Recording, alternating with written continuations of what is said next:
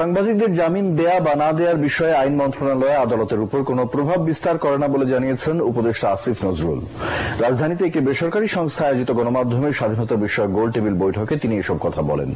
সরকার, মালিক, রাজনৈতিক ও ব্যবসায়ী সহ সমাজের বিভিন্ন পর্যায়ের প্রভাবশালীদের চাপের মুখে সংবাদ মাধ্যম নিরপেক্ষতা হারাচ্ছে বলে মন্তব্য করেন সাংবাদিক প্রতিনিধিরা। বিস্তারিত জানাচ্ছেন সৈয়দ রিয়াজ।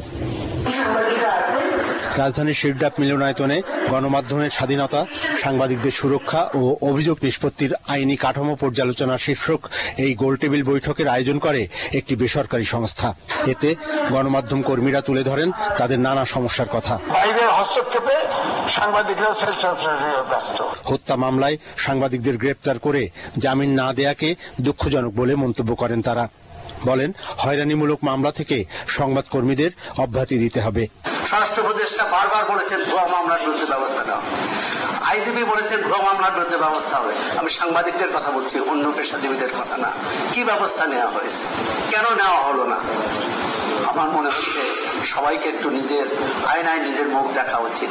গণমাধ্যম বিষয়ক সেমিনার সিম্পোজিয়াম অলস সাংবাদিকতা সৃষ্টি করছে মন্তব্য করেন প্রধান উপদেষ্টার প্রেস সচিব শফিকুল আলম।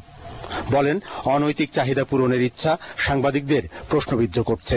আপনি যেটাকে মব বলছেন সে তো তৈরি হচ্ছে, বা সে, আমি ওইটাকে মব বলছি না, বলছি এটাকে প্রেশার গ্রুপ। সে তৈরি হচ্ছে সেই আগের এই যে জার্নালিজমের ফেলিউরের কারণে। 15 বছরে তারে আপনার কোনো মিনিমাম সিভিল লিবার্টিজ আপনি রাখেন নাই। 28শে জুলাই 2024 বাংলাদেশের টপ জার্নালিস্টরা যে শেখ হাসিনাকে বলছে যে এদেরকে খুন করেন, পুলিশ কেন গুলি করছে না,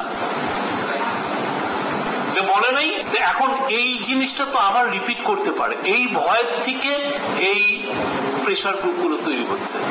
ব্যবসায়িক ফন্দি নিয়ে অতি উৎসাহীরা সাংবাদিকদের নামে হয়রানিমূলক মামলা করছে এমন মন্তব্য করে আইন উপদেষ্টা বলেন, গণমাধ্যমের উন্নয়ন চাইলে নিজেদের মধ্যে দলাদলি ও কোন্দল থেকে বেরিয়ে আসতে হবে। ক্যাটাগরিক্যালি বলতে পারি, অত্যন্ত স্ট্রংলি বলতে পারি, আমরা আইন মন্ত্রণালয়ের পক্ষ থেকে সাংবাদিকদের জামিন দেওয়ার ব্যাপারে বা না দেওয়ার ব্যাপারে কোন রকম হস্তক্ষেপ করি না। গণমাধ্যমে পক্ষপাতিত্ব হলে সেখান থেকে ভালো কিছু আশা করা যায় না বলেও জানান উপদেষ্টা আসিফ নজরুল।